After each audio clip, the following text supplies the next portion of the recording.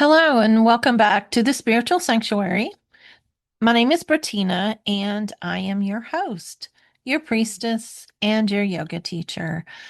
I'm happy to welcome you all back to day 7 of our special series of International Week of Yoga.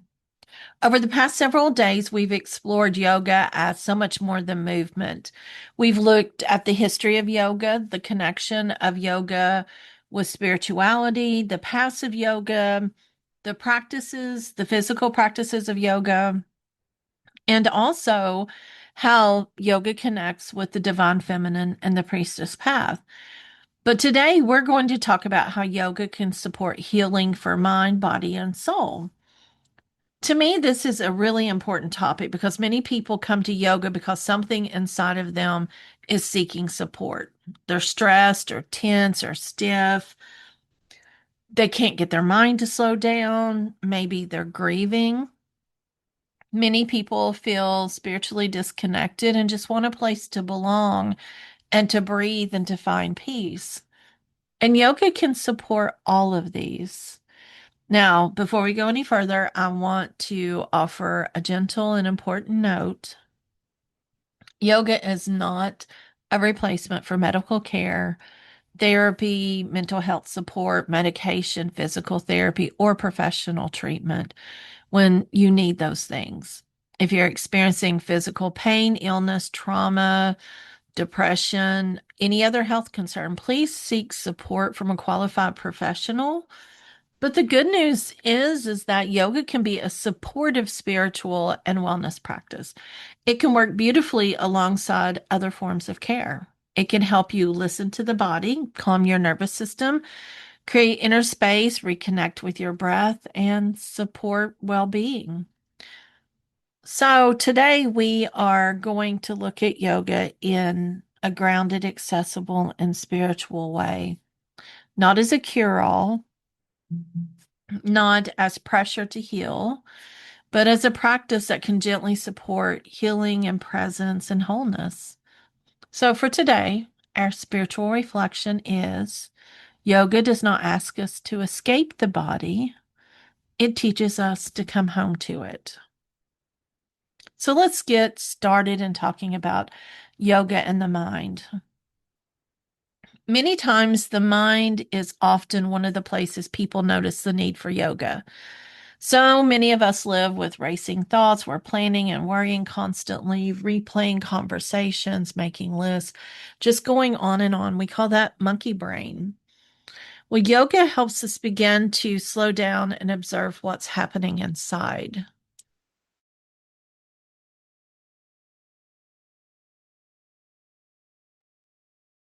One of the gifts of yoga is that it teaches us to witness our thoughts rather than become completely consumed by them. This doesn't mean that the thoughts disappear, it just means that the mind becomes more focused. We become the witness instead of becoming the thought. We relate to things differently. So, for example, instead of saying, I'm anxious, we begin to notice an anxious thought is moving through me.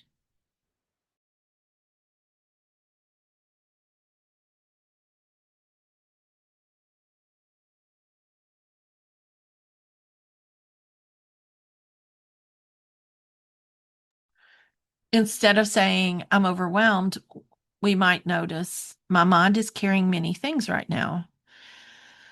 This is a powerful shift, whether you realize it or not.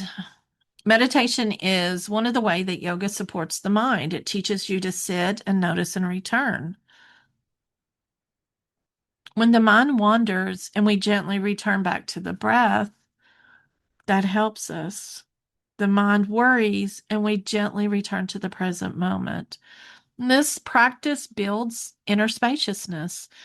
And that means that there's a little bit more room between the thought and the reaction. There's more room between the emotion and the response. And that space is healing. When our breath becomes shallow and fast or tight, the mind often follows that tension. When we slow the breath, lengthen the exhale, or just bring awareness to breathing, the mind begins to soften. A simple breath practice can be inhale slowly, exhale slowly. Notice the pause. Let's do it again. Inhale slowly, exhale slowly. You don't have to do anything complicated. Even like 3 conscious breaths can help interrupt the spiral of racing thoughts. Yoga also helps support focus. When we move with the breath, repeat a mantra, or go through Yoga Nidra, we give the mind something sacred to rest on. The mind does not need to be forced into silence. It can be guided into presence. So for the mind, yoga can often offer like calmness or focus, an emotional balance, and inner spaciousness. Now, let's talk about the body. Yoga can support your body in many ways. Of course, we know flexibility and strength and mobility and balance. But what matters most to me is not just what yoga can help the body do, it's how yoga can help us build a relationship with the body. Many times we judge it, we live in conflict, we criticize it, we ignore it, we compare it. And yoga invites a different relationship. Yoga says, what do you feel? Where are you holding tension?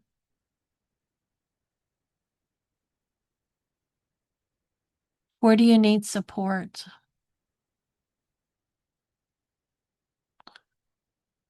Where do you need strength?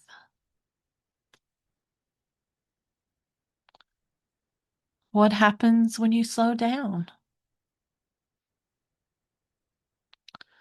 And what happens when you stop fighting the body and start listening to it? This is where gentle yoga and somatic yoga can be so powerful. Somatic yoga is not about forcing the body into a shape, it's about feeling the body from the inside out. It helps us notice sensation and tension, comfort and discomfort, and subtle shifts. Gentle movement can help the nervous system feel safer. Slow movement can help us reconnect with places in our body that feel numb or tense. And restorative practice can support deep rest. Chair yoga supports accessibility. Yoga Nidra can support relaxation. Even one supported posture can teach the body that you're allowed to rest, or you're allowed to be held, or allowed to soften. Yoga encourages balance, but not just physical balance. And that's important, but it's also inner balance and effort and ease. It's like action and rest and fire and water and sun and moon. For many of us, healing the body begins when we stop treating it as an enemy. Yoga encourages us to listen to the body instead of fighting it. Now, that doesn't mean that every single practice is easy. Sometimes it reveals tension or grief. It makes you angry. It can make you frustrated, tired. But it invites us to meet those places with compassion rather than violence. So, for the body, yoga can offer mobility and strength and flexibility, but also nervous system support and a deeper body awareness. Now, let's talk about the soul. This is the part of yoga that's often left out of modern conversations. Yoga can support the soul because it creates sacred pause. And so many of us need that sacred pause. We move from one responsibility to another. We answer messages, complete tasks, we care for other people, we hold on for so much. And somewhere along the way, we lose touch with our deeper self. The soul speaks in quieter ways through intuition, dreams, and emotion, the longing for meaning, the desire for something sacred.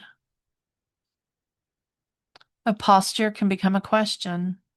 A meditation can become communication. And a moment of rest can become a return.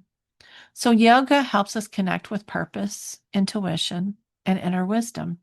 It can deepen our relationship with the divine because it brings us into presence. And presence is often where spiritual connection begins.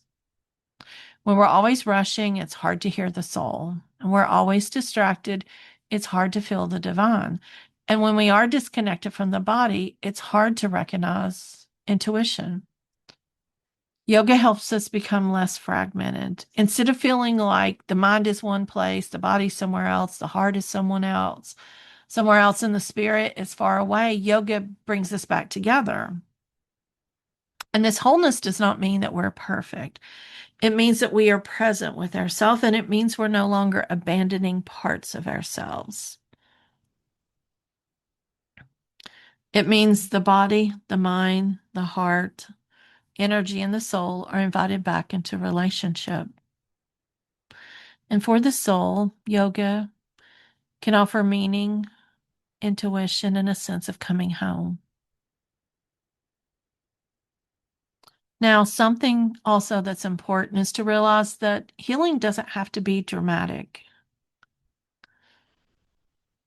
Sometimes healing looks like crying on the mat. And sometimes it looks like finally taking a nap, being able to breathe through a hard moment, or choosing a gentle practice instead of pushing yourself. It looks like noticing your body without criticizing. And sometimes it looks like pausing before reacting. Yoga teaches us that small practices matter. One moment, one act of self compassion, one journal entry, one prayer, one mantra. Healing isn't always a lightning strike. It doesn't have to take you so quick that it knocks you off your feet. It can be a slow return, and that slow return is sacred. Now, another beautiful way that yoga can support healing is through the nervous system. And we hear about nervous system issues all the time.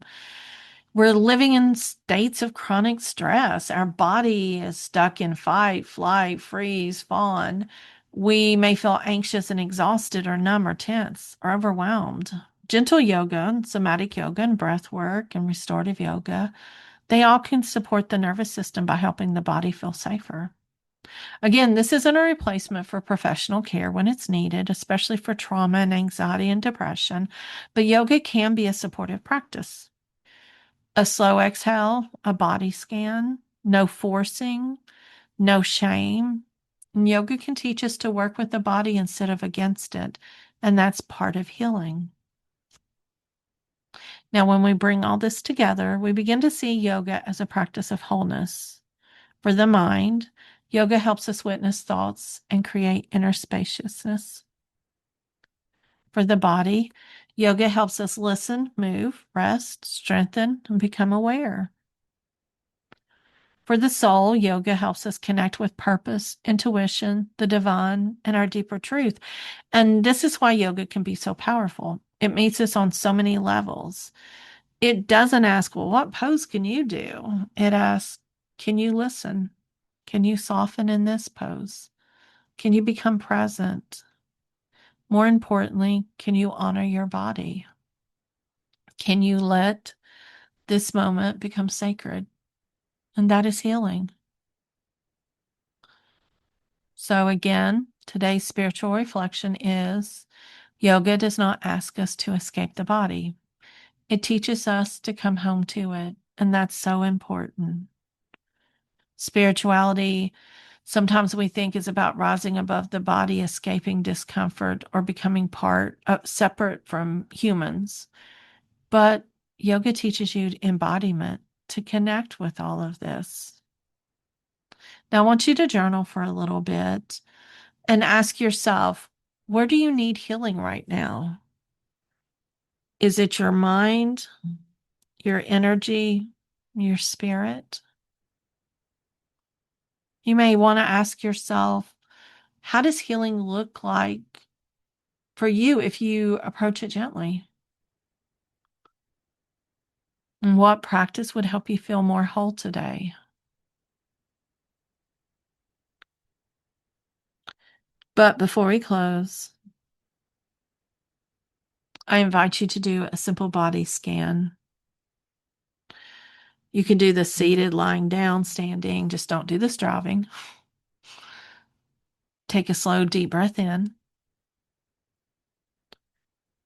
and gently release. Bring your attention to your forehead and soften your forehead. Bring your awareness to your jaw and then soften your jaw.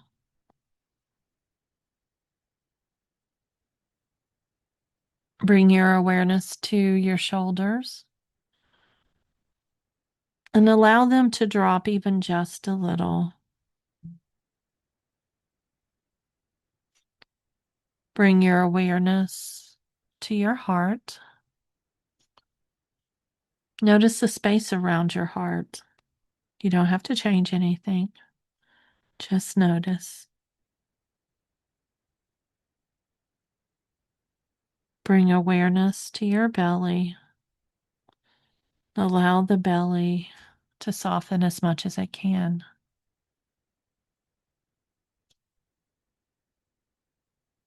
Bring awareness to your hips.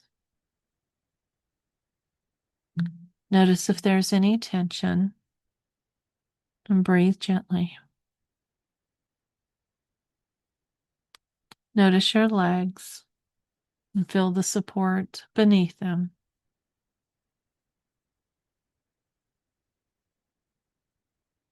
Bring awareness to your feet. Imagine your feet connected to the earth. Now take a slow breath into your whole body and release.